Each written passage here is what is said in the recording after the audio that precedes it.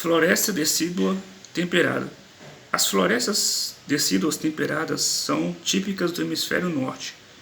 Observe no mapa que elas estendem por parte dos Estados Unidos, da Europa Ocidental e de certas regiões da China. Nessas florestas, as temperaturas podem variar de menos 30 graus no inverno a 30 graus no verão. Recebem de 1.000 milímetros a 400 milímetros de chuva por ano, que é bem distribuída pelos 12 meses. O solo é mais rico do que as florestas tropicais, mas a decomposição do material orgânico é mais lenta, havendo no chão uma camada grossa de folhas e detritos. São mais abertas do que o tipo tropical. Uma das características marcantes é o fato de elas perderem suas folhas no outono. Por causa disso, são chamadas de caducifólias ou decíduas. Grande parte dos animais dessa floresta migra no inverno. Os que permanecem hibernam ou possuem adaptações que permitem sua sobrevivência em temperaturas baixas. O solo frequentemente gelado impede o aproveitamento de água pelas plantas, fenômeno chamado seca fisiológica. Encontram-se nessas florestas faias, nogueiras,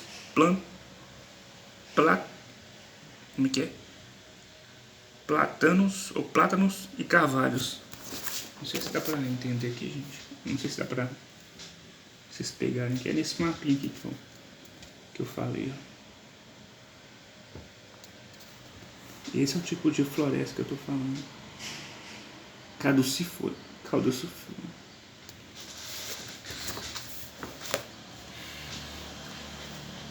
Por exemplo, um exemplo de árvore que eu posso assim citar são igual aquelas árvores que a gente vê nos filmes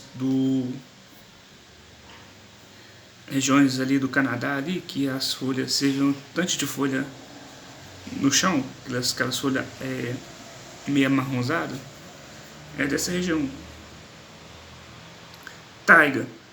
As florestas de coníferas ou floresta boreal. As florestas de coníferas se estendem pela Sibéria, norte da Europa e Canadá. A palavra taiga é russa e designa florestas de coníferas existentes na Sibéria. Caracterizam-se pela presença de gimnospermas, grupo ao qual pertencem os pinheiros, sempre verdes e com adaptações para a vida em ambientes de inverno longo e com presença de neve. As precipitações são escassas, de 250 milímetros a 1.000 milímetros. As folhas das árvores têm a forma de agulha, uma adaptação para reduzir a transpiração. A cortiça, ela é uma planta de material de revestimento dos caules de certas árvores. A cortiça dos caules é muito espessa, o que protege a árvore contra o ataque de certos animais, além de proporcionar o isolamento térmico.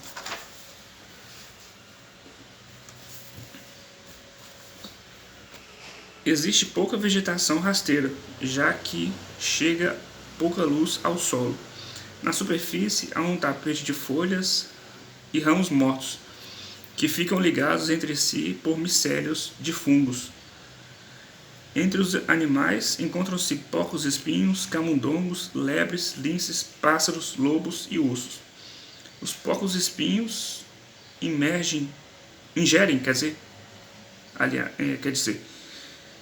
os porcos espinhos ingerem a cortiça, podendo afetar seriamente as árvores. Alces e cervos se alimentam principalmente de brotos, enquanto os ursos têm uma alimentação variada.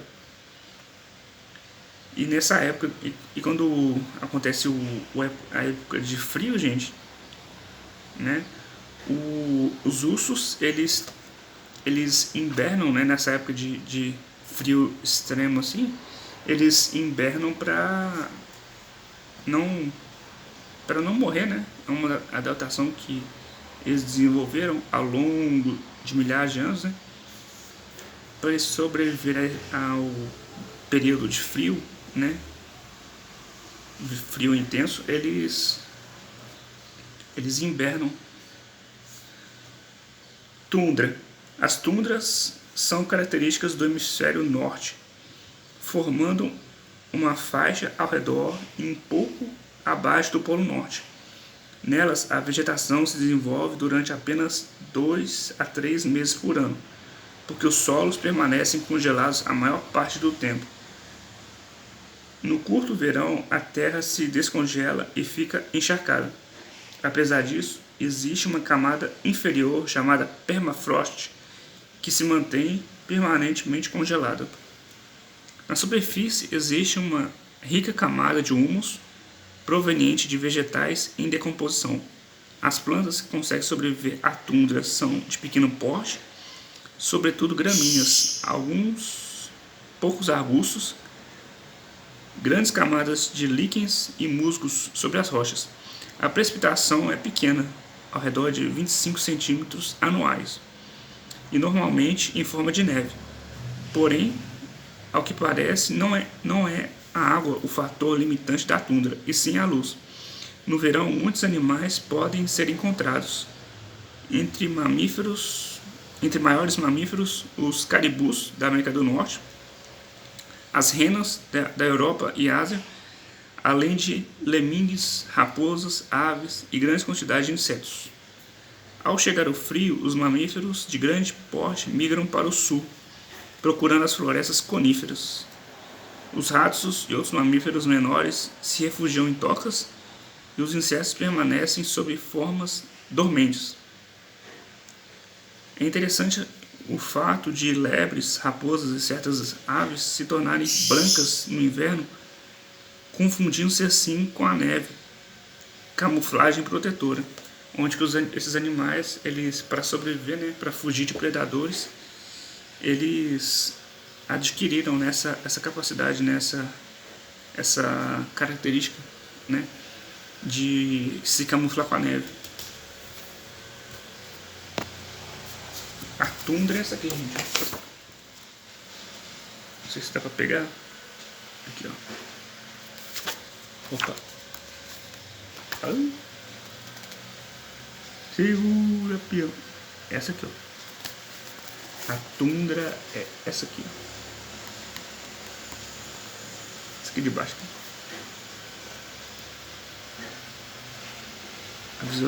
A visualização tá bom, gente?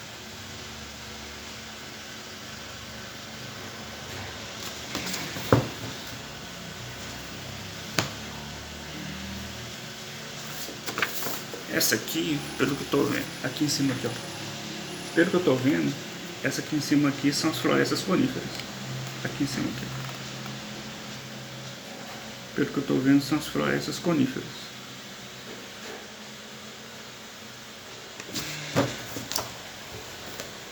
Isso aí, galerinha.